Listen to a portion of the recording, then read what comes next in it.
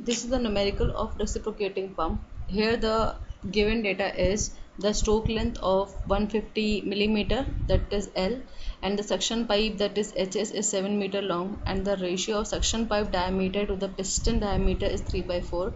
This is the most important statement of this numerical. यहाँ पे आपको दे रखा है ratio of suction pipe diameter, that is D S upon capital D का जो रेशियो दे रखा है वो 3/4 दे रखा है. एंड देन आपके पास यहाँ पे जो वाटर लेवल दे रखा है, sump, here the water level in the sump is 2.5 metre below the axis of the pump cylinder, and the pipe connecting the sump and the pump cylinder is 75 millimetre in diameter. Right. अभी यहाँ पे आपको क्या दे रखा है, आपको H S दे रखा है, आपको यहाँ पे एन दे रखा है. आपको क्या निकालना है, आपको सबसे पहले क्रैंक रेडियस निकालना है. क्रैंक रेडियस कैसे आएगा, आपका L/2 से आएगा. आपने L/2 से क्रैंक रेडियस निकाल लिया. LS की वैल्यू है आपके पास कैपिटल L की वैल्यू है, DS/D का रेशियो है. अब आपको क्या निकालना है, यहाँ पे आपको प्रेशर हेड निकालना है at the beginning, middle and the end of the suction stroke. Right. अभी यहाँ पे ये जो आपका रेशियो है, you are going to use it in the context of this numerical. Right. यहाँ पे और भी सारे डेटाज हैं. यहाँ पे वाटर लेवल दे रखा है HS 2.5 मीटर, डायमीटर दे रखा है सक्शन पाइप का DS, and then speed of the crank N, friction coefficient F equals to 0.01. Right. अभी आपके पास आपको क्या पता होना चाहिए इस न्यूमेरिकल के लिए, आपको पता होना चाहिए प्रेशर हेड निकालने के लिए आपके पास क्या करना है, आपको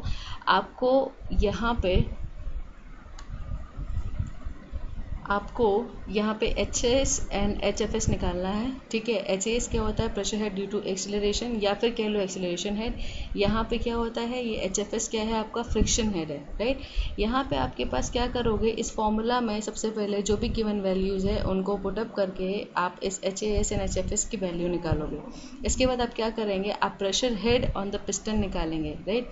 अभी यहाँ पे क्या है, आपके पास यहाँ पे क्योंकि आपके पास डायमीटर तो दे नहीं रखा था, तो आपके पास क्या दे रखा है, आपके पास एरिया के लिए कोई रेस्पेक्टिव कंस्ट्रेंट तो दे नहीं रखा है. आपके पास यहाँ पे A/AS का क्या दे रखा था, AS/A, या फिर कह लो DS/D का आपके पास क्या दे रखा था, आपको रेशियो दे रखा था. आपने इस रेशियो को यूटिलाइज करके क्या किया है, आपने A/AS का रेशियो निकाल लिया है. क्यों निकाला है, क्योंकि यहाँ पे HAS के फॉर्मूले में आपको ये आपके स्टेटमेंट में A/AS की वैल्यू चाहिए ही चाहिए. तो आपने उस रेस्पेक्टिव रेशियो 3/4 को यहाँ पे रेसिप्रोकेट किया है, क्योंकि यहाँ पे कैपिटल A/AS पूछा गया है, ना कि AS/कैपिटल A. राइट. अभी आपने क्या किया, इस रेसिप्रोकल से आपने क्या किया, A/AS की वैल्यू निकाली. ये आई रेशियो के टर्म्स में 16/9. अब आप क्या करेंगे, जहाँ पे भी A/AS की वैल्यूज़ पुटअप करने की बात आएगी, आप वहाँ पे इन वैल्यूज़ को रिप्लेस कर देंगे. ठीक है. जैसे इस वैल्यू को आप यहाँ पे रखेंगे, आपके पास HAS की वैल्यू आएगी cos थीटा के टर्म्स में, HFS की वैल्यू आएगी sin थीटा के टर्म्स में. राइट.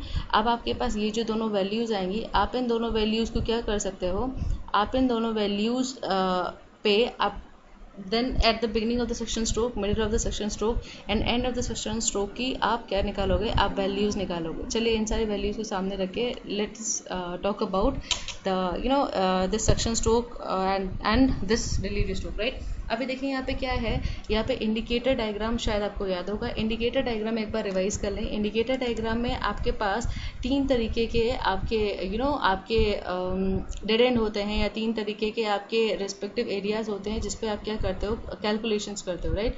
तो एक बिगिनिंग पे होता है, एक मिडिल पे होता है, एंड एक एंड पे होता है सेक्शन स्ट्रोक. ठीक. अभी देखिए यहाँ पे क्या है, at the beginning of the suction stroke क्या है, आपके पास जो थीटा की वैल्यू है वो क्या है, 0 डिग्री है. ठीक.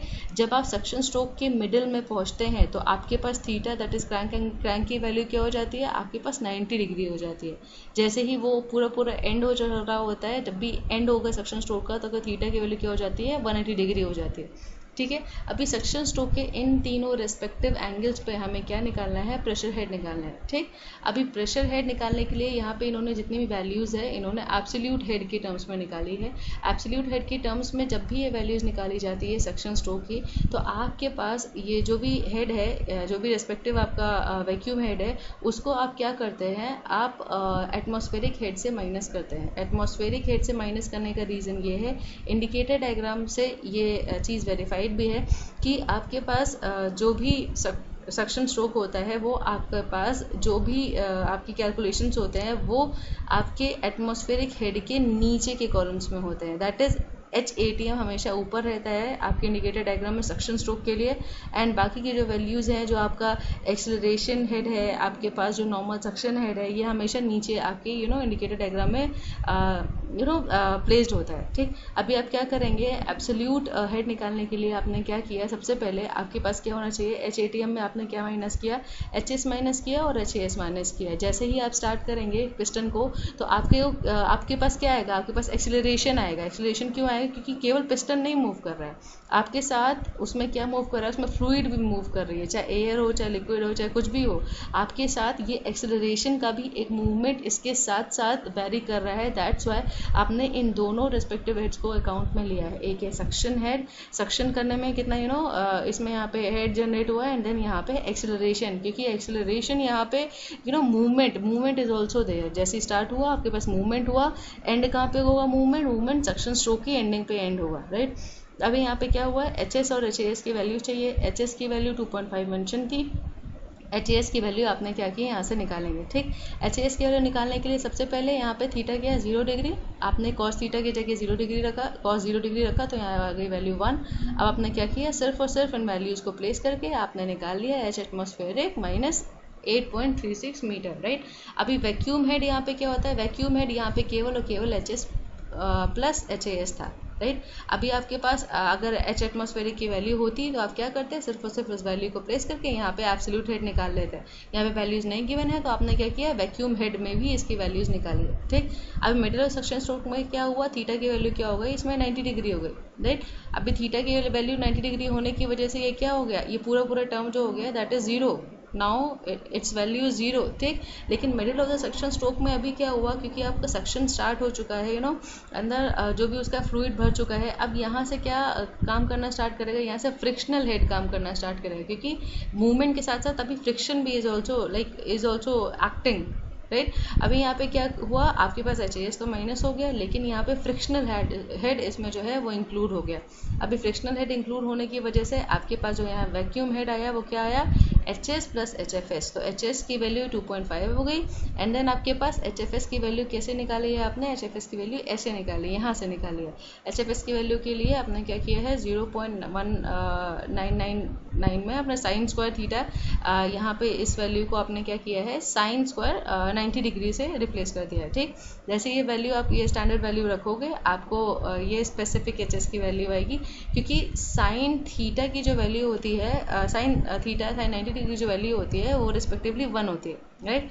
1 होने की वजह से आपके पास क्या हो गया, ये 0.199 में कन्वर्ट हो गया। अभी आपने क्या किया, इस वैल्यू को रखा, वैक्यूम हेड निकाला, वैक्यूम हेड यहाँ पे क्या हो जाएगा, इन दोनों को प्लस कर देंगे, एंड 2.699 आ गया आपका वैक्यूम हेड, राइट। अगर एटमॉस्फेरिक दिया होता तो यहाँ पे एब्सोल्यूट हेड निकाल लेते हैं। Then same is the case with at the ending आपके 180 डिग्री पे एंड हो रहा है, राइट। HAS जो है यहाँ पे आपके पास क्या है, HAS की वैल्यू इन्होंने निकाली है -5.86 मीटर, राइट, एंड इन्होंने HFS की वैल्यू निकली 0, राइट। यहाँ पे क्या हो रहा है, आपके पास जो थीटा है 180 डिग्री है, तो cos 180 डिग्री क्या होती है, आपके पास -1 होती है। आपने इस वैल्यू को प्लेस किया है, यहाँ पे आपने HFS में भी साइन 180 डिग्री आपने प्लेस की है, साइन 180 डिग्री प्लेस करने के बाद इसकी जो वैल्यू है वो रिस्पेक्टिवली आपकी 0 आई है। आपकी 0 प्लेस करने के बाद आपके पास यहाँ पे HS प्लस HAS ये वैक्यूम हेड क्रिएट हुआ है, गेज हेड क्रिएट हुआ है। अभी ये जो है आपका क्या हो जाएगा, इन वैल्यूज़ को जैसे ही आप प्लेस करोगे आपके पास टोटल जो आंसर आ जाएगा वो आएगा 3.36 मीटर, राइट। इसमें करना कुछ नहीं होता है, सिर्फ और सिर्फ इसमें आपको क्या करना है, एक्सेलरेशन हेड HFS को साइन और कॉस के टर्म्स में आप लिख लेंगे। आप केवल रिस्पेक्टिवली एंगल्स पे वैल्यूज़ को चेंज करते रह जाएंगे। दैट इज एक बार 0 डिग्री पे निकालेंगे, एक बार 90 डिग्री, एक बार 180 degree, procedure will be the same, केवल calculations and respective given data को आपको ध्यान रखना है, right. This is it, thank you.